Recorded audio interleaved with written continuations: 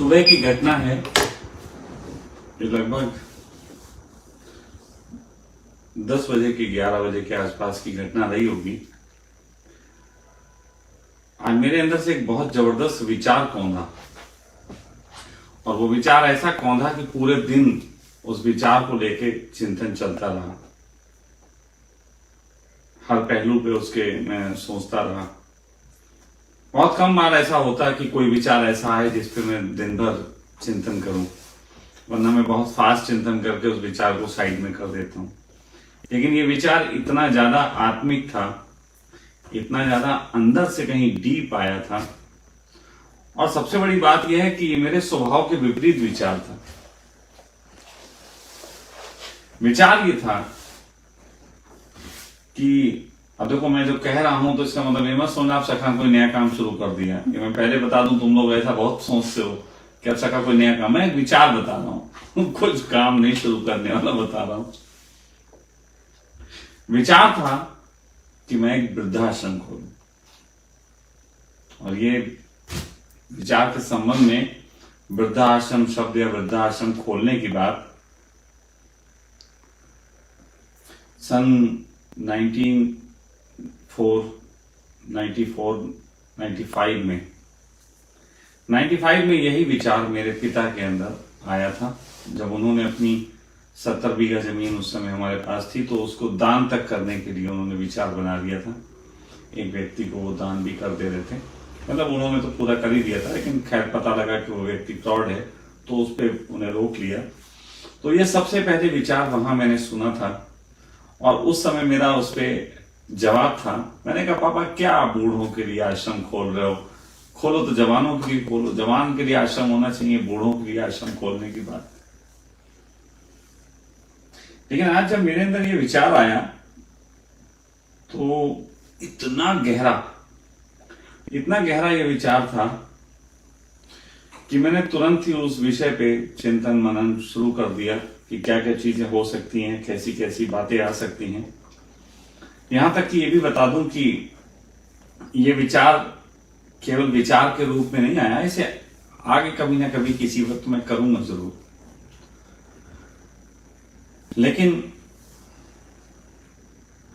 विचार के साथ साथ जो चिंतन आया वो यह है कि वृद्धाश्रम कैसा होना चाहिए। पहली बात तो वृद्धाश्रम क्यों होना चाहिए, इसके पीछे एक कारण था।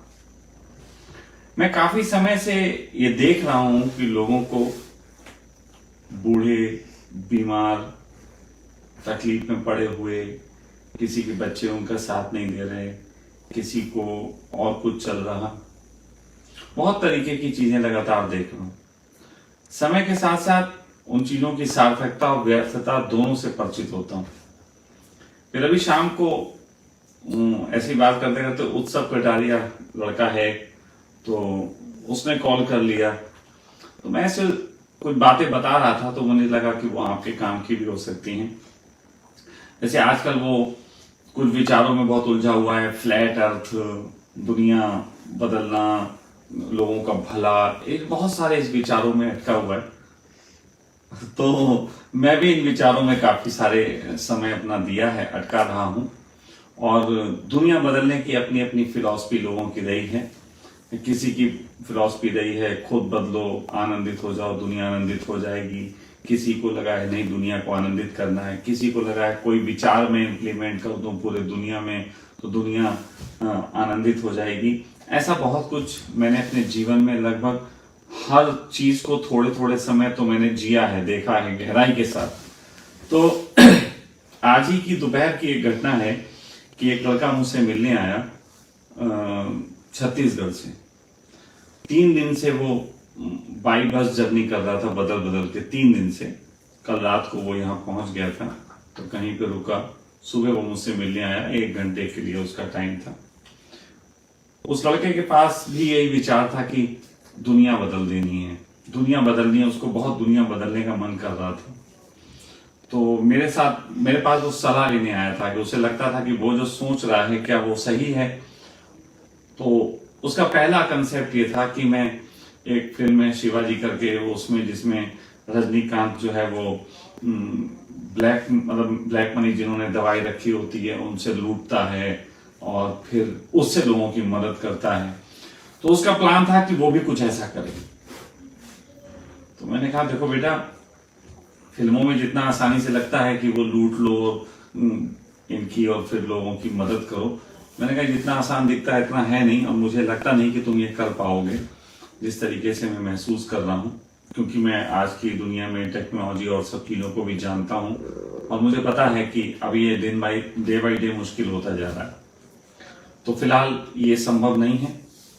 तो फिर उसका दूसरा विचार ये आया कि आप मुझे कोई तंत्र की ऐसी शिक्षा दे दो, मैं तंत्र के प्रयोग करूं और कोई साधनाएं करने के बाद मैं दुनिया को बदल डालूं। तो मैंने कहा ऐसा भी कुछ होता नहीं, अगर ऐसा होता तो फिर बहुत लोग कर चुके होते जो अपने आप को तंत्र का ज्ञाता कहते हैं। तीसरा उसका विचार था कि चलो किसी आश्रम में रहने के लिए आप बता दो, फिर मैं सन्यासी हो जाता हूँ सब छोड़ छाड़ के। अब बस आप मुझे एक आश्रम बता दो जो कहीं पहाड़ों पे हो, सुंदर सा अच्छा सा। तो मैंने कहा ये भी प्रॉब्लम है कि पहले आश्रम बताओ, फिर सुंदर सा हो, फिर अच्छा सा हो, फिर वहां भी कोई तुम्हें दुनिया में गलत होता ना दिख रहा हो, जबकि आश्रमों में तो बड़ा गलत लगेगा। बाबा जी खुद माल खा रहे हैं और लोगों को नहीं खिला रहे हैं, बाबा जी गद्दी पे बैठ रहे हैं और जमीन पे बैठ रहे हैं। मैंने कहा तुम्हें तो वहां भी बहुत बोला, हाँ मैं ऐसा एक आश्रम में रह के देख चुका हूँ, मैंने बहुत देखा गलत होता है। तो मैंने कहा फिलहाल अभी तुम भटको, अभी इस समय तुम्हारी भटकने की उम्र है, तुम भटको। और मैंने कहा कि भटकने के बाद तुम्हें पता लगेगा कि तुम कहाँ पे गलत थे, लेकिन अगर मेरी मानना चाहते हो तो तुम अभी जाओ सड़क पे निकल के, और जिस दुनिया को तुम बदलने की सोचते हो उसी दुनिया में तुम 100 लोगों की तलाश करो जो ये कहें कि जैसा आप बदलने की सोचते हो वैसा बदल दो मेरे जीवन को। ऐसे 100 लोगों की तलाश करो और देखना तुम्हें लोग नहीं मिलेंगे वैसे, क्योंकि फिर तुम्हें उनके अंदर कमियां लगेंगी कि वो जैसी मांग कर रहे हैं वो गलत है। तो इस तरीके का मैंने उससे जब बात कही तो खैर वो बोला बस यही जानने आया था, 3 ही प्रश्न थे और कुछ नहीं। फिर वो चला गया। फिर शाम को उत्सव से बात हो रही थी, वो भी लगभग इसी तरीके की चीजों में डूबा हुआ। तो मैंने कहा उत्सव, अगर तुम अर्थ फ्लैट भी हो तो इससे क्या हो जाएगा? मान लो कल को तुम सिद्ध कर दो कि अर्थ फ्लैट है, सूरज निकलना बंद हो जाएगा, मोदी जी जो है गद्दी छोड़ देंगे, या दुनिया के लोग जो हैं अपने खाने पीने की तरकीबें बदल देंगे, या भोजन के पीछे भागेंगे नहीं, या शादी विवाह होना बंद हो जाएगा, या कुत्ते भौंकना बंद कर देंगे, या मतलब क्या होगा, गाड़ियां चलना बंद हो जाएंगी, या कल से पेट्रोल फ्री मिलने लग जाएगा, क्या हो जाएगा? फ्लैट अर्थ है कि गोल अर्थ है, क्या फर्क पड़ रहा? तो हंसने लगा। तो मैंने कहा देखो बात ऐसी है कि सबसे सही तरीका है, लेकिन वो चीजें जो मैं तुम्हें बता रहा हूं वो अभी तुम्हें शायद समझ में नहीं आएंगी। जैसे आप लोग मेरे व्यूअर्स जो इसमें देख रहे हैं उनमें से कुछ जवान होंगे, कुछ बूढ़े होंगे। जवानों को मेरी बातें बिल्कुल समझ में नहीं आएंगी, और बूढ़े कहेंगे आदमी बात सही कह रहा है, अनुभव की बात है। अच्छा, मैं बिल्कुल ऐसी बता दूं कि जब जवानी में मैं था और ऐसी बातें करता था तो मेरे पिता मुझे जब समझाते थे मुझे समझ में नहीं आती थी, मैं उनके खिलाफ होता था। तुम बात गलत करते हो, दुनिया बदली जा सकती है, प्रयास करोगे नहीं तो फिर कैसे बदलोगे, तुम गलत हो बिल्कुल एकदम, है प्रयास करना चाहिए। तो वो भी कहते बेटा मैंने बहुत प्रयास किया वो कहते थे ऐसे, लेकिन मैं कहता था नहीं तुम्हारे प्रयास में गलतियां होंगी, तुमने सही से नहीं किया होगा, तुम समझते नहीं हो चीजों को, तुम्हें मालूम नहीं है दुनिया कैसे बदली जा सकती है, मुझे पता है। फिर मैंने भी बदल के देख ली दुनिया। खैर बदलते बदलते बदलते बदलते पता लगा दुनिया कभी नहीं बदलने वाली। इसको बदलने की बहुत फिक्र नहीं करनी चाहिए, ज्यादा से ज्यादा एक काम हो सकता है और उसकी समझ भी कम लोगों में आती है। सच बात तो यह है कि जब आदमी जवानी के नशे में चूर होता है तो उस नशे के चूर में जब जवानी से और बुढ़ापे की तरफ थोड़ा सा कदम रखने लगता है तो उसको बुढ़ापे में आने वाली दिक्कतें दिखने लग जाती हैं। तो एक तरीके के लोग होते हैं जो धन बचाने लग जाते हैं, बुढ़ापे की सेविंग करने लग जाते हैं। दूसरे तरीके के लोग होते हैं जो संबंध अपने अच्छे करने लग जाते हैं कि बेटा बहू ख्याल रखेंगे बुढ़ापे में, जरा इनको सही कर दें, अच्छी बहू ढूंढ लाओ, बेटे को संस्कार देने लग जाते हैं। लेकिन मेरा अपना ढंग रहा कि मैं अकेले, अभी तक यही ढंग रहा मेरा कि मैं अकेले जीने की कला सीख लूं। और कोई भी ना हो तो जी सकूं। मैंने हमेशा से वो कला सीख रखी है। ये बात अलग है मेरे निकट लोग रहते हैं, कल रहे ना रहे उसका कोई मुझे पता नहीं, लेकिन फिलहाल मैंने ये कला सीख रखी कि वो होंगे तब भी मैं अकेले जी सकता हूं, वो नहीं होंगे तब भी मैं अकेले जी सकता हूं। लेकिन इसके बीच एक बात ये आई कि अकेले भी क्यों जीना। हाँ, ये बात आई क्या मैं फिर मैं रिश्तेदारों के बीच और दुनिया के बीच जीने लगूं, वो भी क्यों जीना। ये पूरी दुनिया ही इतने समय बाद समझ में आई है कि मेरी अपनी ही है, यहाँ कोई खास नहीं अपना और खास पराया नहीं, सब अपने ही है। तो फिर एक छोटा सा कंसेप्ट समझ में आया कि हमेशा से एक शब्द सुना था, जनरेशन गैप। और जनरेशन गैप की अपनी एक लड़ाइयां हैं, सदा से हैं, सदा से। तो क्या ये जनरेशन गैप भरा जा सकता है? क्या ये जनरेशन गैप को भरा जा सकता है? लेकिन कैसे भरा जाएगा? जिनके पास अनुभव हैं उनके पास अब जवानी वाली ताकतें नहीं है, उमंगे नहीं है। जिनके पास उमंगे हैं उनके पास अनुभव नहीं है। ये दोनों ही सदा एक दूसरे के विपरीत होते हैं। फिर अचानक मुझे ख्याल आया कि आजकल एक खोज हो चुकी है जो मेरे हाथ लगी है। वो खोज ऐसी हो सकती है, ऐसी है कि जिसमें बूढ़ों को जवान बनाया जा सकता है। बूढ़ों को जवान का अर्थ है कि बूढ़े जिस शक्ति को अपने शरीर से जाता अनुभव करते हैं उनको उस शक्ति से भरा जा सकता है। ये मेरे पास खोज हो गई। कोई भी बूढ़ा आके ये कर सकता है कि वो अपने आप को थोड़ा जवान जैसा बना सके। तो अब ये खोज हो गई तो मैंने सोचा कि एक उल्टा प्रयास किया जाए। उल्टा प्रयास किया जाए ये कि जो अनुभव वाले लोग हैं, जिनको जिंदगी के अनुभव हैं, और 3 तरीके के बूढ़े हमने देखे, अभी तक 4-5 भी हो सकते हैं, लेकिन 3 तरीके के मोस्ट ऑफ बूढ़े देखे। एक तो बूढ़े ये देखे जिनके पास सब कुछ है, धन है, सब है, परिवार भी है, लेकिन वो अपने घर में अकेले पड़े रहते हैं, उन्हें कोई पूछता नहीं। अब बच्चे उनके साथ बात करने में रस नहीं लेना चाहते। तो ऐसे में ऐसे लोगों के लिए ओल्ड एज होम भी लोगों ने खोल लिए। वो पैसे लेते हैं मंथली उनसे और उनके लिए ओल्ड एज होम खोल रखे हैं और चलाते हैं। ये एक अच्छा व्यवसाय है। फिर ऐसे भी सेकंड ग्रेड के लोग हैं जिनके कंडीशनल बच्चे बहू उनके साथ रहना नहीं चाहते, या बहू से उनकी नहीं बनती, या बेटे से नहीं बनती, या फिर कहीं जॉब के कारण बेटा बहू बाहर रहते हैं, वो अकेले हो गए हैं, तो किन्हीं कारणों से कोई बाहर चला गया है। तो ऐसे लोग भी दूसरे तरीके के बूढ़े हैं जो ओल्ड एज होम तलाश करते हैं। फिर एक तीसरे तरीके के बूढ़े हैं जिनकी शारीरिक स्थिति बहुत खराब हो गई है, घर में पैसा भी नहीं है, बच्चे और बेटे रखना भी नहीं चाहते, वो उनसे भगाते हैं उन्हें, और शारीरिक असमर्थताएं भी उनकी हैं। तो ऐसे लोगों को भी लोग ओल्ड एज होम में डाल देते हैं। ऐसे लोगों के लिए ओल्ड एज होम चलते हैं, गरीबों वाले, जहाँ पैसे भी नहीं होते, कोई सुविधाएं नहीं होती, खाने पीने को देते हैं, और ओल्ड एज होम वाले चंदा इंदा इकट्ठा करके और उनके जीवन को चलाते हैं। 3 तरीके के तो लोग ये हो गए। अब जैसे ही मैं ओल्ड एज होम की बात करूंगा नए तरीके की, वैसे कुछ और टाइप के भी बूढ़े होंगे, उनकी भी जिक्र कर लेना मुझे लगता है जरूरी है। फिर एक ऐसे बूढ़े होंगे जो जिंदगी से फ्रस्ट्रेट रहे होंगे, जिन्हें मतलब जो सच में गलत भी होंगे, क्योंकि बूढ़ा भी तो गलत हो सकता है, बूढ़ा का मतलब अच्छा तो नहीं है, बूढ़ा गलत भी हो सकता है। तो ऐसे बूढ़े होंगे जो फ्रस्ट्रेट हो चुके होंगे, उन्हें लगेगा सखा जी वो ओल्ड एज होम टाइप का कह रहे हैं तो चलो सखा जी के घर चले। सखा जी के कुछ स्त्रियां भी रहती हैं, वो थोड़ा बुढ़ापे में थोड़ी मस्करी टाइप की हो जाएगी, कुछ इस टाइप के भी छिंद्रे जिनको बोलते हैं ना, कुछ बूढ़े होते हैं छिंद्रे टाइप के, ऐसे बूढ़े भी होते हैं, तो इनकी बात भी कर रहा हूं। फिर कुछ ऐसे बूढ़े भी होते हैं जिनके पास टैलेंट होता है, जिन्हें कुछ करने की तमन्ना होती है, जो कुछ करना चाहते हैं, जिनके पास कुछ अनुभव होता है।